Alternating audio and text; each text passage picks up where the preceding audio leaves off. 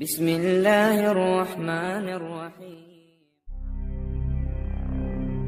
আসসালামু আলাইকুম ওয়া রাহমাতুল্লাহ।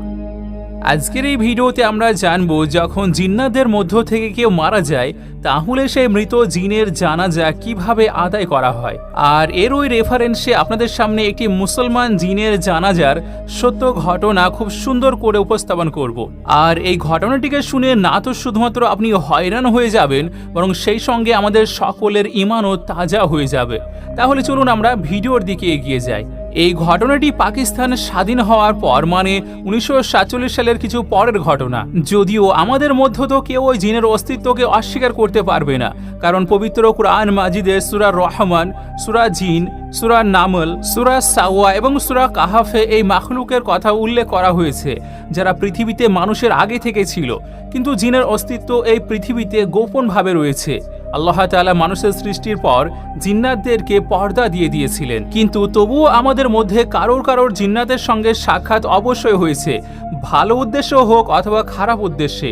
আর যারা মানেন তারা এই কথাগুলোর উপর বিশ্বাসও করে থাকবেন। আপনাদেরকে জানিয়ে রাখি, এক হাজী সাহেব জিলাবাদে নতুন এসে বসবাস করতে শুরু করেছিলেন। গ্রামের মধ্যে কেবল গুটি কয়েক মানুষ শিক্ষিত ছিল, কিন্তু প্রায় সবাই কোরআন পড়তে পারত। কিন্তু হাজী সাহেব দিন সম্পর্কে অনেক জ্ঞানী একজন ব্যক্তি ছিলেন, এই জন্য গ্রামের মানুষজন তার নিকটে দ্বীনি বিষয়ে পরামর্শের জন্য যেত। এমনকি হাজী সাহেবকে মসজিদের ইমাম হিসেবে নিযুক্ত করা হয়েছিল। আর যখন সময় হতো তখন গ্রামের মানুষেরা হাজী সাহেবের কাছে গিয়ে নবী রাসূল এবং সাহাবাদের ঘটনাগুলোকে শুনতেন। গ্রামবাসীরা তাদের সন্তানদের কোরআন শিক্ষার পাশাপাশি দুনিয়াবি জ্ঞান অর্জনের জন্য হাজী সাহেবের নিকটে পাঠিয়ে দিত। গ্রামের মাঝখানে একটি পুরানো গাছ ছিল, আর তার চারিপাশে সবুজ ঘাস এবং শস্য ভূমি ছিল, যেখানে গ্রামের মানুষ তাদের গবাদি পশু রেখে যেত। আর ইমাম সাহেবও সেখানে গিয়ে বকরি চড়াতেন। তো এই সুযোগে গ্রামের মানুষেরা তার পাশে জড়ো হয়ে বসে যেত এবং তিনি দ্বীনের আলোচনাও করতেন, কিন্তু তার মধ্যে জ্ঞান নিয়ে বিন্দুমাত্র অহংকার ছিল না। এই জন্য মানুষজন তাকে ভীষণ পছন্দ করতে শুরু করে। এরপর থেকে সবাই তাকে জানাজা পড়ানোর জন্য ডাকতেন, আর তিনি চলেও যেতেন। যদি কোনো দূরের গ্রামে যেতে হতো তবুও তিনি চলে যেতেন। একবার শীতের মৌসুমে তিনি এশার নামাজ আদায় করে বসেছিলেন। বাহিরে প্রচন্ড ঠান্ডা বাতাস ছিল। সেই সময় হাজী সাহেবের দরজায় কেউ ধাক্কা দেয়। হাজী সাহেব দরজা খুলে দেখতে পেলেন সাদা লম্বা দাড়ি, নুরানি চেহারা, অনেক লম্বা 3 জন লোক দাঁড়িয়ে আছে। দরজা খোলার সঙ্গে সঙ্গে তারা অত্যন্ত বিনয়ের সঙ্গে সালাম দিয়ে জিজ্ঞেস করলো, এটাই কি হাজী কুদরতুল্লাহ সাহেবের ঘর? ইমাম সাহেব বললেন, হ্যাঁ, আমি সেই। এবার এই সাদা দাড়ির নুরানি চেহারার 3 জনের মধ্য থেকে একজন বলল, ইমাম সাহেব, আমার ভাইয়ের মৃত্যু হয়েছে, আর আমি তার জানাজার নামাজ পড়ানোর জন্য আপনার কাছে অনুরোধ নিয়ে এসেছি। সাদা দাড়ির নুরানি চেহারা 3 জন লোক ইমাম সাহেবের দ্বীনি জ্ঞান, সদাচরণ, ন্যায়নিষ্ঠা এবং সুন্দর তেলাওয়াতের জন্য অনেক পছন্দ করত। তাদের ইচ্ছে ছিল ইমাম সাহেবই যেন তাদের ভাইয়ের জানাজাকে সম্পন্ন করে, এমনকি এটা তাদের ভাইয়ের শেষ ইচ্ছে ছিল। এই জন্য সাদা লম্বা দাড়িযুক্ত ও নুরানি চেহারার এই 3 জন ব্যক্তি ইমাম সাহেবের কাছে হাজির হয়েছে। আর তারা বলল যে, আমাদের মধ্যে সবাই প্রস্তুত আছে, এখন আপনি দয়া করে আমাদের সঙ্গে চলুন। হাজী সাহেব তাদেরকে জিজ্ঞেস করলেন, আচ্ছা, আমি কি তাকে চিনি, অথবা সে কি আমার সঙ্গে কখনো সাক্ষাৎ করেছে? তাদের মধ্য থেকে একজন জবাবে বলল, আমার ভাই আপনার পুরানো বাড়িতে আপনার তেলাওয়াত শুনতো এবং তখন থেকে আপনার উপর এত আকীদা রাখতো। হাজী সাহেব তাদের কথা শুনে এবং তাদের পর্যবেক্ষণ করে অদ্ভুত এবং অস্বাভাবিক কিছু অনুভব করছিলেন।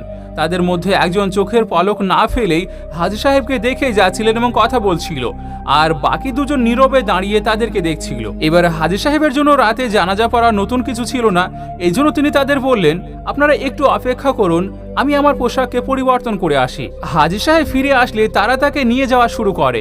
তারা আগে যাচ্ছিল এবং খুবই দ্রুত গতিতে গ্রামের শেষ প্রান্তে চলে আসলো। তাদের আশ্চর্য অদ্ভুত গতির সঙ্গে পাল্লা দিয়ে চলতে গিয়ে হাজী সাহেবের বেশ কষ্টই হচ্ছিল। গ্রাম থেকে বেশ দূরে একটি শুনশান নির্জন উপত্যকার দিকে যেতে দেখে হাজী সাহেবের ভীষণ অস্বস্তি হতে শুরু করলো। তাই তিনি ওই 3 জনকে বললেন, আপনারা হয়তো এই গ্রামের রাস্তার সম্পর্কে ভালো করে চিনেন না, আপনারা বলুন আপনারা কোথায় যাবেন, আমি হয়তো আপনাদেরকে সাহায্য করতে পারি, কেননা এই রাস্তার শেষে তো এক শুনশান জায়গা রয়েছে। তাদের মধ্য থেকে একজন বলে উঠল, হে আদম জাতি, ভয় পেও না, আমরা একদম সঠিক রাস্তায় আছি। তার কথা শুনে হাজী সাহেব বেশ ভয় পেয়ে গেলেন। হাজী সাহেব এটা চিন্তা করতে লাগলেন যে, আদম জাতি বলার কারণ কি? ওই ব্যক্তি আমাকে পুরানো বাড়িতে কিভাবে চিনতো? তিনি যখন এইসব ভাবছিলেন তখন সামনে থেকে একজন ঘুরে দাঁড়ালো এবং বলল যে, দেখুন, আমার ভাইয়ের শেষ ইচ্ছে ছিল, তাই আমরা আপনাকে নিয়ে এসেছি। আমরা মুসলমান জিন, আর আমরা আপনার কোনো ক্ষতি করব না। হাজী সাহেব নিজেকে শান্ত করে তাদের সঙ্গে নির্জন স্থানের দিকে এগিয়ে যেতে লাগলেন। সেখানে গিয়ে দেখতে পেলেন সাদা লম্বা দাড়ির অনেকেই দাঁড়িয়েছিল। তাদের কাঁধ অনেক লম্বা ছিল। আর এরপর হাজী সাহেব জানাজায় ইমামতি করলেন। জানাজায় সম্পূর্ণ হলে যে জিন তাকে নিয়ে এসেছিল সে তার সামনে হাজির হয়ে বলতে লাগলো, আপনাকে অনেক অনেক ধন্যবাদ যে আপনি আমার ভাইয়ের শেষ ইচ্ছেকে পূরণ করলেন। এখন আমাদের আরো অনেক দূরে যেতে হবে। তারপর সে তার পকেট থেকে কিছু কয়লা বের করে দিয়ে বলল, এই নিন আপনার হাদিয়া। হাজী সাহেব ভয়ে একটা ছোট্ট কয়লা তুলে নিল আর জিনটি বলল, এবার আপনি চলে যেতে পারেন। হাজী সাহেব চলে যাচ্ছিল তখন জিনটি পিছন থেকে খুদা হাফেজ বলল। আওয়াজ শুনে হাজী সাহেব পিছনে ঘুরে তাকালেন, কিন্তু সেখানে কেউই ছিল না। হাজী সাহেব ভয়ে জ্ঞান হারিয়ে ফেললেন। যখন চেতনা ফিরে আসে তখন তিনি নিজেকে নিজের ঘরে দেখতে পেলেন, আর তার চারিপাশে মানুষেরা খাড়া হয়ে দাঁড়িয়েছিল। তাদের মধ্যে একজন বলল, আপনি অমুক বাড়ির সামনে অজ্ঞান হয়ে পড়েছিলেন। সেই সময় হাজী সাহেবের কয়লার কথা মনে পড়ে গেল। তারপর তিনি তা বের করে দেখলেন সেখানে একটি হীরা ছিল। এরপর হাজী সাহেব এই ঘটনাটিকে একদমই ভুলতে পারেননি। আপনাদেরকে এটি জানিয়ে রাখা জরুরি যে মহান আল্লাহ তাআলা জিন জাতিকেও ফেরেশতাদের মতো করে কিছু শক্তি দিয়েছেন। তারা চাইলে বিভিন্ন আকৃতির রূপ ধারণ করতে পারে। হাদিসে রয়েছে এরা বিভিন্ন প্রকৃতির হয়ে থাকে। তারা আকাশে উড়ে যেতে পারে। এছাড়াও সাপ এবং কুকুরের আকৃতি নিয়েও চলাফেরা করতে পারে। আবার মানুষের মতো করে বসবাসও করতে পারে, কিন্তু তাদের বাসস্থান সাধারণত পরিত্যক্ত বাড়ি, নির্জন স্থান, জঙ্গল এবং পাহাড়ই হয়ে থাকে। জিন জাতি মানুষের মতোই আল্লাহ তাআলার মাখলুক। মহান রব্বুল আলামিন মানবজাতি এবং জিন জাতিকে সৃষ্টি করেছেন তার ইবাদতের জন্য। জিন জাতিকে আগুন থেকে সৃষ্টি করা হয়েছিল, আর জিন মানুষের মতো করেই জীবনকাল, রূহ এবং শরীর সমূহ মাখলুক। এমনকি এরা মানুষের মতোই বাচ্চাও জন্ম দেয় এবং বংশবৃদ্ধিও করে থাকে। তারা খাদ্য গ্রহণ করে, বেঁচে থাকে এবং মানুষের মতোই এদের মৃত্যু হয়, কিন্তু তাদের আয়ু অনেক লম্বা হয়ে থাকে। তাদের বয়স প্রায় হাজারো বছর হয়। আর জিন জাতিদের মধ্য থেকে মুসলমানদের পাশাপাশি কাফেরও রয়েছে। মুসলমান জিনদের মধ্যে যেমন ধার্মিক রয়েছে তেমনি আবার ফাসেকও রয়েছে, বরং তাদের মধ্যে ফাসেকের সংখ্যায় বেশি। শরীর জিনকে শয়তান বলা হয়ে থাকে এবং তাদের সর্দার হলো ইবলিশ, যে কিনা সর্বপ্রথম জিন মারিশাসের নাতির পুত্র ছিল। ইবলিশ হযরত আদম আলাইহিস সালামকে অহংকারের বশবর্তী হয়ে সিজদা করতে অস্বীকার করে এবং আল্লাহ তাআলার প্রতি অবাধ্যতা প্রদর্শন করে, আর যে কারণে সে সর্বসময়ের জন্য অভিশপ্ত হয়ে যায় এবং জান্নাত থেকে তাকে বিতাড়িত করা হয়। যদিও ইবলিশ শয়তানকে কিয়ামত পর্যন্ত অবকাশ দেওয়া হয়েছে আর তাকে একটা লম্বা সময় পর্যন্ত ছাড়ও দেওয়া হয়েছে, কিন্তু সেটি তার ভালোর জন্য নয়, বরং পরবর্তীতে তার আযাবকে আরো বৃদ্ধি করার জন্যই ছাড় দেওয়া হয়েছে।